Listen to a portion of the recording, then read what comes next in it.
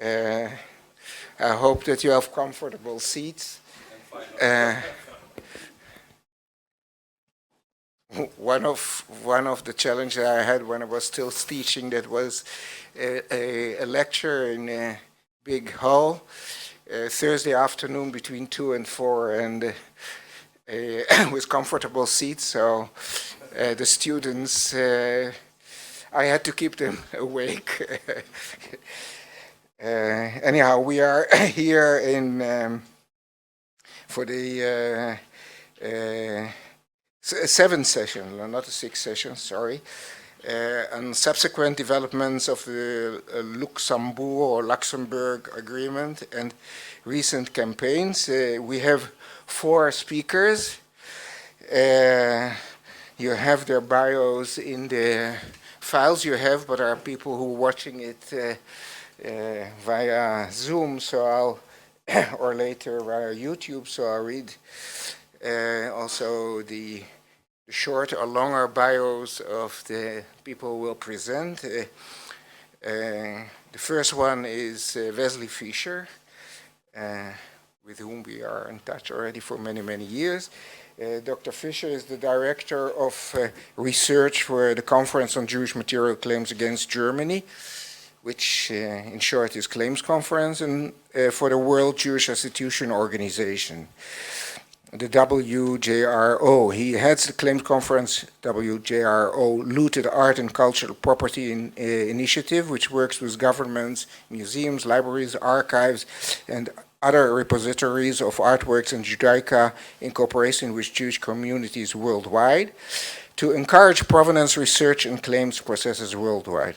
It's created projects to make the records of the Einsatzstab Reichsleiter Rosenberg, the ERR, the largest of the Nazi agencies confiscating Jewish cultural property, accessible and searchable, including the database of art objects at the Jeu de Paume, which in expanded form is the basis for the Jewish Digital Cultural Recovery Project, and research on libraries plundered by the ERR. Is at present the founding member of the executive board of the Jewish Digital Cultural Recovery Project Foundation. He is also responsible for various archival projects, including the archives of the Claims Conference and the Victim List project of the Swiss bank settlement that supported the uploading to the internet and expansion of Yad Vashem's central database of Shoah victims' names. He's a member of the Scientific Advisory Board of the European Holocaust Research Infrastructure, which is usually known as ERI. And he will talk, and it's a long title, from the Jewish Restitution Successor Organization to the 2008 Jerusalem Declaration, the handling of looted cultural property by the Claims Conference. Wesley, the friend. Adi will help you with uploading the... Yeah, no, I don't. Well, while we're uploading, I like the tradition started in the last panel in which we're all supposed to say something odd about ourselves. I would say that in my case, it's mostly the fact that at least those of you who know British and American culture, you know that the name Wesley is rather unusual for a Jewish boy. The reason, however, I'm Wesley is because my parents named me in memory of a man named Velvel, so it's spelt in the German way, W-E-W. So that's how that came about. Anyhow. So the first thing I want to say is that this presentation has 2 really sort of major aspects to it. One is that it was done by myself, but also with Dr. Ruth Weinberger, who is here, and anything that's good about this presentation goes to her. Anything that's bad, you should criticize me.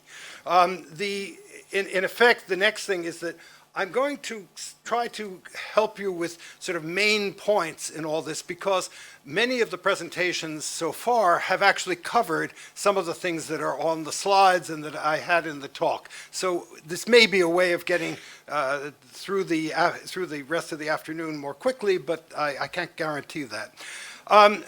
Couple of main points. The theft in the Holocaust is generally much underplayed in Holocaust studies in comparison to the murder. That's for obvious reasons, but it's a problem in this field. The second thing is that not only was the Holocaust the greatest theft the world has seen, it was also an enormous attempt at what is called cultural genocide in Raphael Lemkin's terms that was discussed before. A third thing. The Claims Conference is generally viewed as historically having been focused on survivors and not really paying attention to anything else until the 1990s and the like. We've gone through the archives of the Claims Conference, and it isn't true, which is one of the interesting things in this, I think. Basically, if we go further on, there are 5 basic questions that ever since National Socialism came to power in Germany almost 90 years ago in 1933, and certainly after the decrees and events of 1938, these are basic or operational questions concerning cultural property that was plundered in the Holocaust that have faced Jews worldwide. The first is, what should be considered Jewish cultural property? The words looted art, just to be clear, generally refer not only to paintings and sculptures and the like, but they also refer to libraries, to Judaica, and so on. Secondly, how should the size of the plunder of Jewish cultural property by the Nazis, their allies, and collaborators be measured? The usual statistics that are used are 600,000 paintings, and there's 100,000 are missing. These were estimates at the Washington Conference in 1998, and they are guesses. The fact is that it's clearly in the millions. We know it's in the millions because the monument men alone gave back into Germany millions of objects. So it's much larger than that, but we don't really have a notion of the actual size. How to handle restitution of cultural property belonging to individual families and heirs. That's a fairly straightforward question, but it's an issue in various countries still. How to handle restitution of cultural property belonging to Jewish communities. Now, that is something which there's some debate about, and there's a certain amount of tension between the giving back of, or the restituting of, cultural objects to individuals and individual families, and the question of doing so to Jewish communities, whether those communities are defined as, for example, the State of Israel, or whether they're defined in other ways. Lastly, what to do with the unclaimed, quote, heirless cultural property. There really isn't anything that's heirless in that sense. Everything ultimately belonged to somebody, but it's a way of saying that the heirs can't be found. At least right now, they can't be found.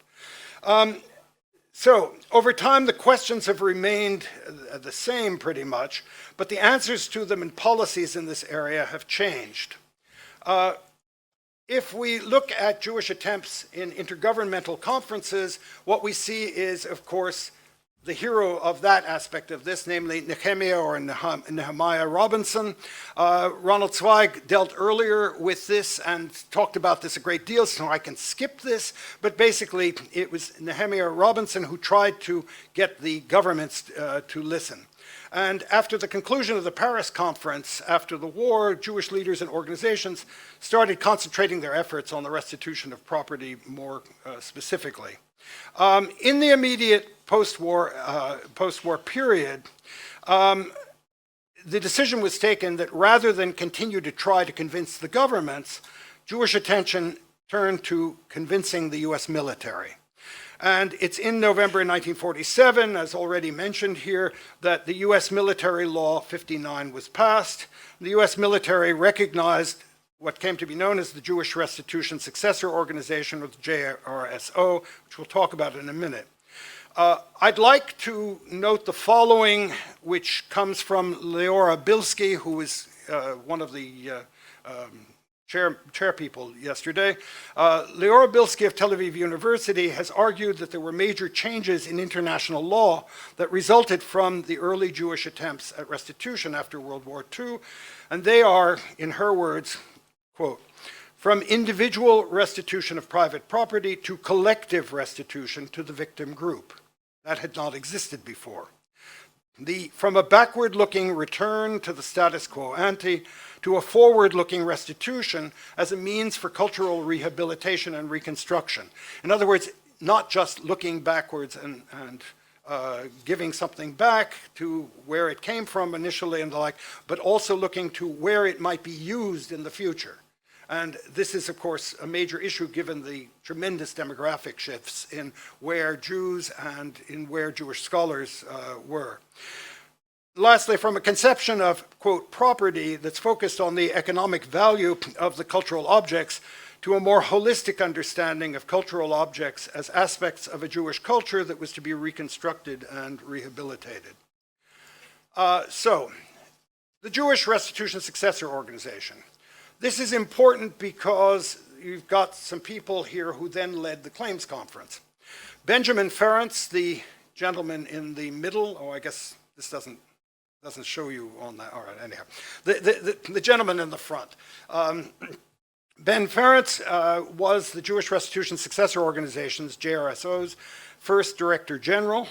He later became a key negotiator for the Claims Conference and remained with the Claims Conference for some decades.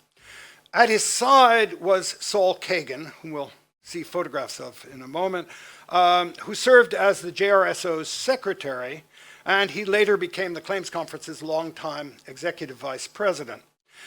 Ferencz and Kagan first met in 1946 and soon started to develop and administer an efficient system for the collection and distribution of assets on a worldwide basis. Mr. Kagan had an intricate knowledge of the German banking system and essentially of all the things that had gone into how the Germans had taken property from the Jews. And for the purposes of the Jewish Restitution Successor Organization, he had a temporary leave from the US Army, which he was working for, and through his efforts he effectively mapped the landscape of Nazi looting and property crime in a way that paralleled the chronicle of capital crimes documented in the Nuremberg trials, which is what Ferencz was primarily interested in. The JRSO in turn grew out of the Commission on European Jewish Cultural Reconstruction, which had been established as a central research body in 1945. The most important publication, you may know, was the, quote, tentative list of Jewish cultural treasures in Axis-occupied countries, which listed the various treasures known to have existed before the Nazi occupation. And this was, we'll get to that in a moment, but the JRSO founding was not without opposition. The British allies feared that a Jewish organization would use any recovered assets to fund immigration into Palestine. The Soviet Union simply said that the heirless assets belonged to the state.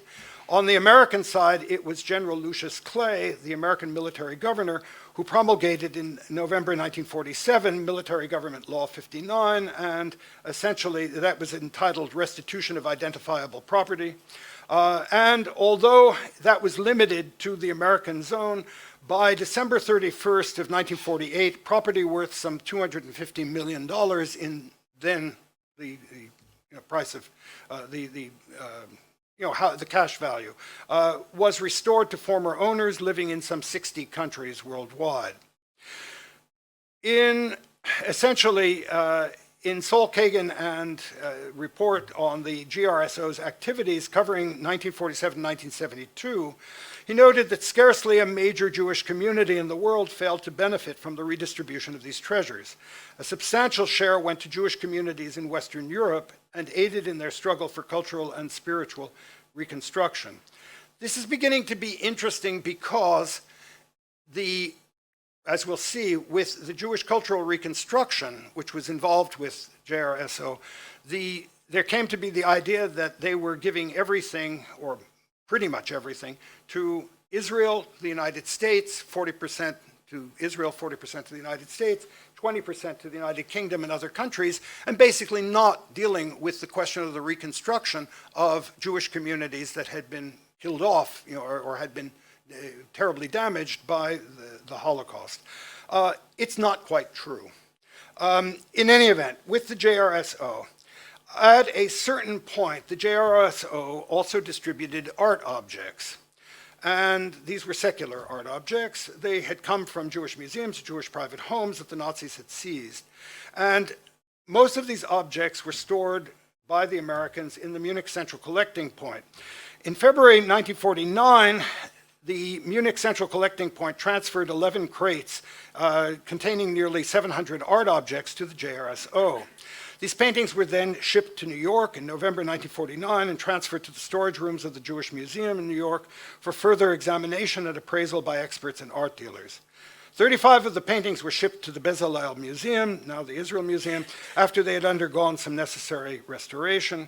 The remaining objects, among them 100 paintings, 150 drawings and prints, 200 miniatures, a number of carved angels in wood, and the like, they all essentially were put on auction, which is an interesting thing. So far as I can tell, this is the first auction by Jewish organizations that was ever held. And it comes before the claims conference, and it's at an earlier time.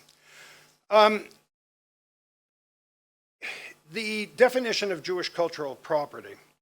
There was controversy surrounding that auction, in particular since Mordecai Narkis of the Bezalel Museum would have wanted more objects, and he loudly voiced his displeasure. But the auction has also caused disagreements within the JRSO. In addition, it seems that the definition of Jewish art promoted by Stephen Kaiser, who was then director of the Jewish Museum in New York, prevailed. He defined Jewish art as a thematic category and, for example, did not consider paintings by Max Lieberman with non-Jewish themes as Jewish art. This definition influenced which artworks were auctioned off, both in this auction and then to some extent later on. Any definition of Jewish cultural property would need to draw a distinction between Jewish art and Jewish-owned art. But given that difference, there are and historically were diverging opinions how heirless Jewish-owned art should be treated and used, from auctioning off the cultural properties to displaying the objects in museums.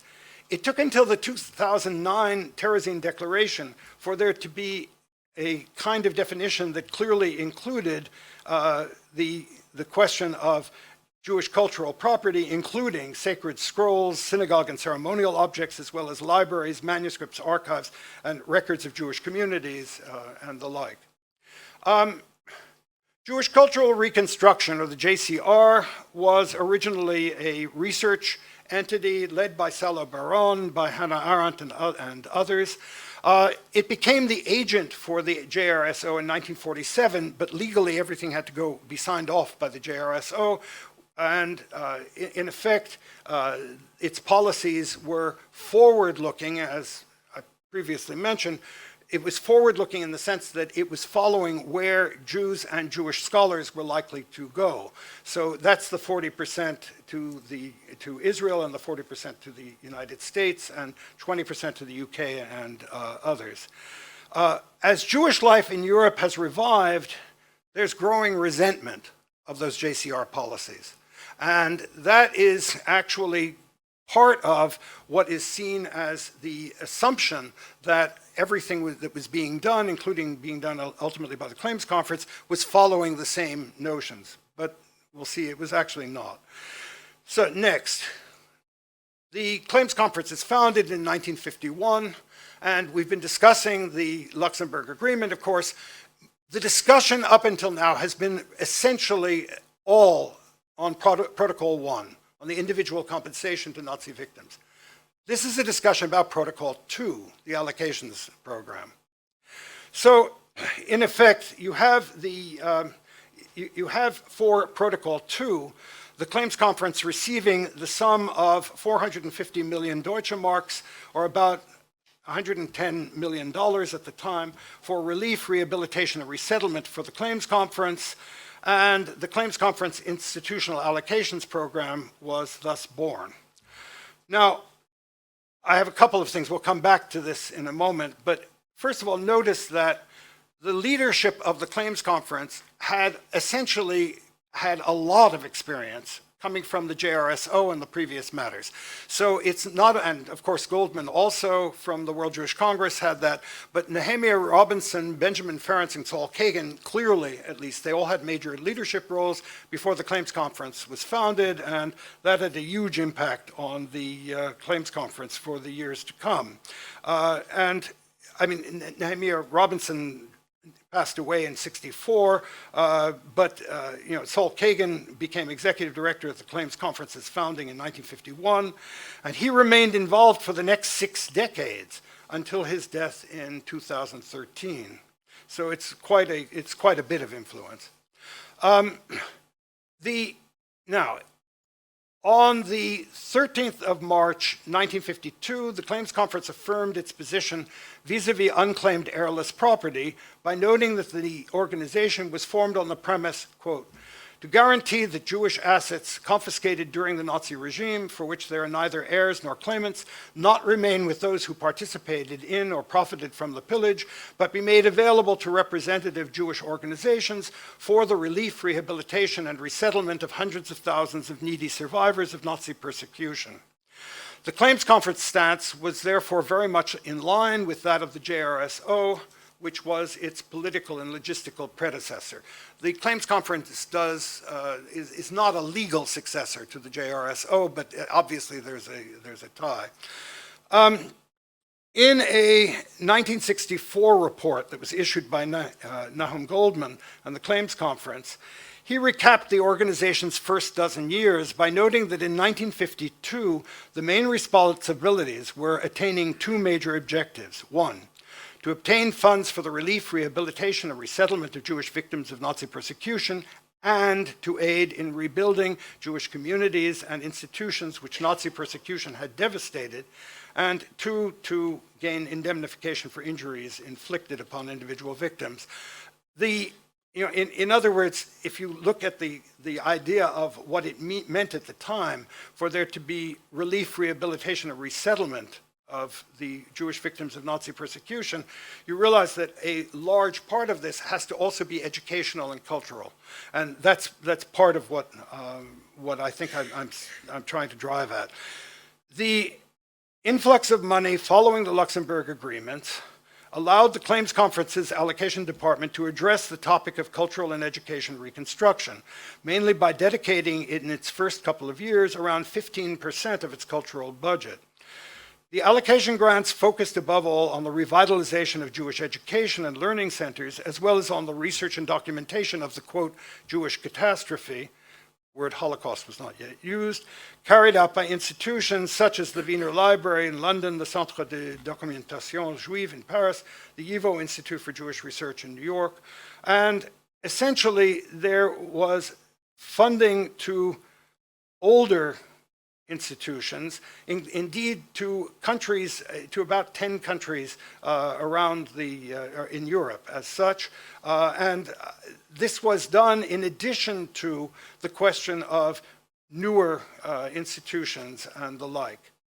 The organization's 20th year anniversary issue noted that the transformation in Jewish life that took place in West and Central Europe in the course of the years 1954 to 64 is all but incredible. Of course, this is self-praise, but even so. In 1953, the Jewish community on the European continent, the bearers of historical traditions centuries old, were on the verge of destitute in many instances. Sacked and plundered at Nazi hands, their communal leaders, rabbis, teachers, and other officials, mostly murdered or driven off to overseas lands, their surviving members impoverished, their possessions accumulated in the course of centuries looted, their communal institutions razed or reduced to ruin. The prospect that they would ever flourish again within our own lifetimes seemed all but visionary. Of the $110 million in allocations granted by the Claims Conference between 54 and 64, 76% went for the relief, rehabilitation, and resettlement of Nazi victims, 20% for cultural and education reconstructions, and the rest went for administration and to cover the costs of the Israel purchasing mission. More than 90% of the allocation money granted to educational and cultural reconstruction was made to communities on the European continent. In all this, we have the salvage of Jewish cultural treasures, and essentially, after the Claims Conference was formed, they reached out to members of the JCR, in particular to Sala Baron, to include them in the organization's advisory committee on cultural applications. The JCR's participation, however, did not last very long. After disagreements, Baron gave up his position in the advisory committee. This may have been part due to the fact that the Claims Conference rejected the idea that they should support a project submitted by the JCR in 1953, which had asked for $71,000 and was aimed at identifying and microfilming approximately 1 million pages of Jewish material in European libraries. This was rejected not because it was a bad idea, but because this was already something that the Claims Conference was supporting through a variety of different institutions, I mean, including Yad Vashem, which we'll get to in a moment, but it was through a series of different types of organizations, and that indeed allocations were made to institutions and organizations in 10 countries: Belgium, Denmark, France, Holland, Hungary, Italy, Switzerland, United Kingdom, Yugoslavia, and the United States. Over 96% of the allocations were granted between 54 and 58, when the needs were most pressing, and the remainder between 1959 and 1963. Consequently, in 1958 and early 1959, the Claims Conference concluded that it had become the greatest single source of funds going all over the world. But in fact, it's sort of true. A substantial portion of these funds, as previously noted, went to the YIVO Institute and the Centre de Documentation Juive and the Wiener Library, and a lot of this went to microfilming and such, and in particular also there was a project to microfilm the archives in Amsterdam and in Budapest, and in addition there was an idea that there should be a central catalog of looted Judaica and Hebraica in European libraries. This was brought about in part by the director of the Jewish section of the Royal Danish Library, who had proposed that all the heirless Jewish books should come to Copenhagen and be kept there. At the time that proposal was met with resistance from Jewish organizations saying that Jewish culture was dynamic and heirless Jewish cultural objects, foremost books and ritual objects, were to be used and not exhibited in museums. And Copenhagen was not a major center for this purpose. However, 10 years after the fact, the idea was refined somewhat, but it was taken up again. However, ultimately, the Claims Conference never published that catalog. Instead, the funds were used to replace books that were lost in Jewish institutional collections in France, Italy, and other countries. Overall, it can be said that in the 11-year span between 54 and 64, the Claims Conference allocations played a vital role in the reconstruction of the Jewish communities in Western and Central Europe, which had fallen under Nazi occupation, and in the expansion of other Jewish communities where Nazi victims formed a majority or a very substantial part of the Jewish population. Indeed, one of the main things is the founding of a new Jewish institution in a new land, and it was not, this was up and beyond the question of what was being done to help the reconstruction of these communities in Europe. So between 1954 and 1964, there was enough money to do this. Yad Vashem was established in August 1953 by the Knesset, and it benefited, however, from the money that was provided by Germany. On 6th of October 1954, the Claims Conference and Yad Vashem signed an agreement that defined their mutual relationship. The agreement stipulated that the Claims Conference would provide up to 1/2 of the total annual expenditures for the activities agreed upon by both partners. The government of Israel and the Jewish Agency were to provide the other half. Consequently, a joint committee was established by the Claims Conference and Yad Vashem that was authorized to review the construction plans of the archives building and of all programs to be undertaken in the future. On a content level, the Claims Conference placed special emphasis on Yad Vashem's Pinkas HaKehilot project, which was of particular importance to the Claims Conference, that it ensured its support would extend beyond the period of the organization's own existence through the Memorial Foundation for Jewish Culture.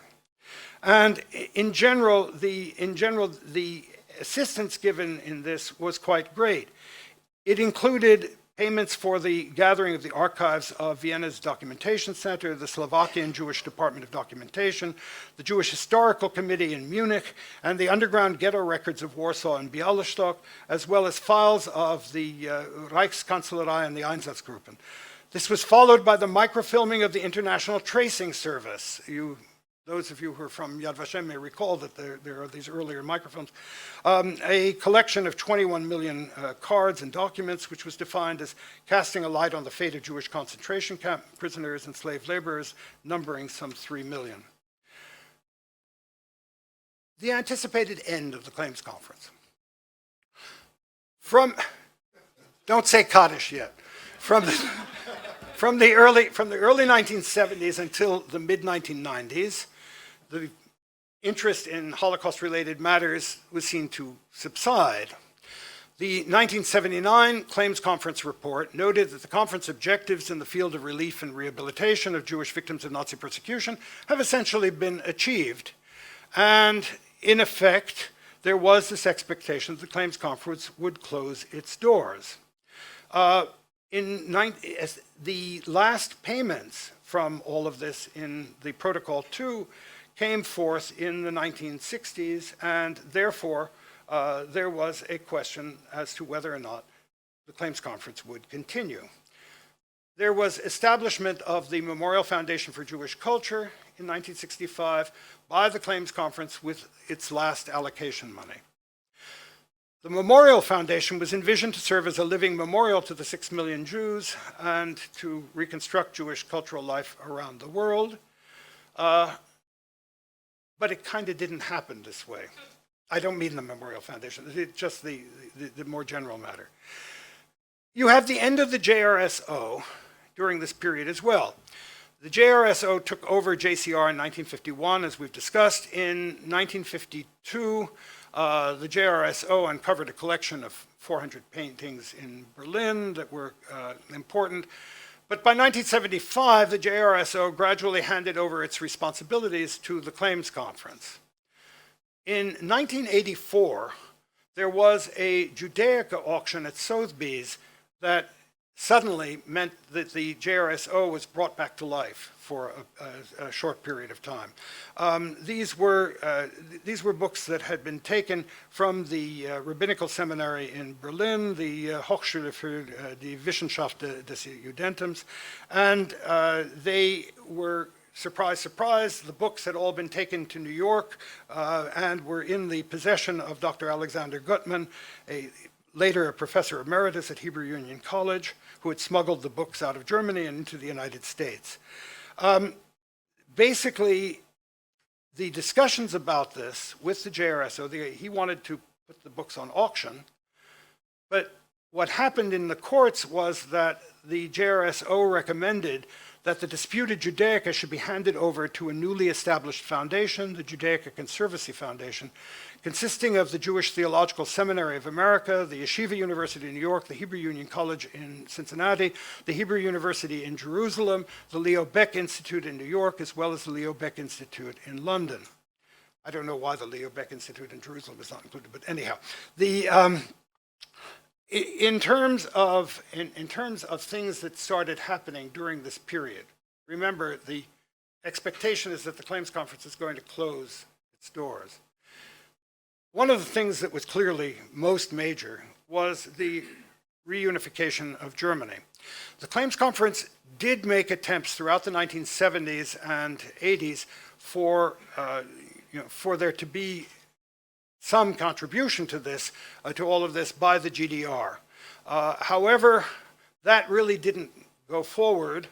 But finally, in 1990, Chancellor Kohl assured the Claims Conference that a unified Germany would uphold its commitment to restitutions.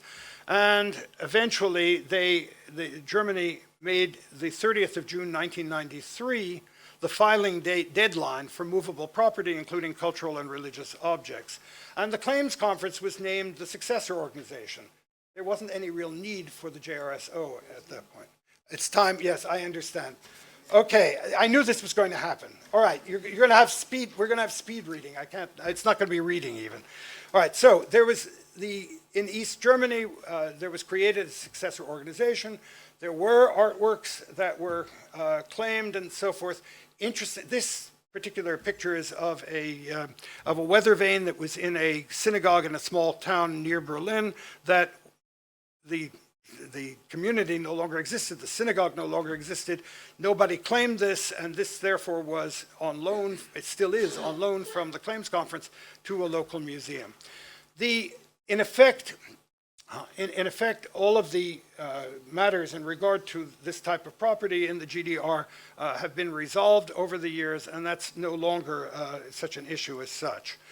There was also, as we've heard now before, the Committee on Jewish Claims against Austria, and this also is a major matter, but let me say that it doesn't really actually go into full action and get something done in Austria until we get to the 1980s and the fact that the holding of many artworks and such in the Mauerbach Monastery was a scandal. That's the reason why there's this article in 1984 by the Art News on the legacy of shame as to the fact that these have not been distributed and are still in the possession of the Austrian government. And there are various other things, but in 1996, we come to the Mauerbach auction.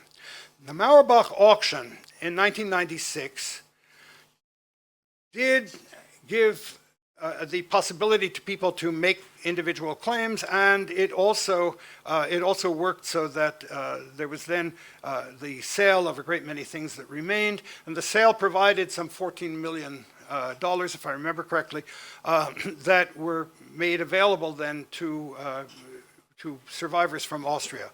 The problem is that after the Mauerbach auction ended, Sophie Lilly and others, experts in this field, showed that in fact the Austrian government had simply not been showing a great many of its archives, and that in fact the owners of these pieces were known. There was an exhibition on this finally in December 2008 and 2009 at the Museum of Applied Arts in Vienna, showing that many of the Mauerbach objects had traceable original owners. So we now come to other things. You heard already about the establishment of the World Jewish Restitution. I have to stop. Okay. Then let me tell you, if we go to the conclusion, you've got to give me a little time, because otherwise I can't tell you what the nature of the conclusion is. But if you want, but it's fine. I'll be like a vaudeville person. You can say. I tell you what, ladies and gentlemen, in terms of this, I want to essentially go forward with the return of the attention to looted cultural property in the 1990s. But what I want to talk about in particular is how, at the present time, there are actually initiatives to try to resolve the tension between communal and individual cultural property. And I'll do that when you want me to do it. It's fine. Okay, thanks very much.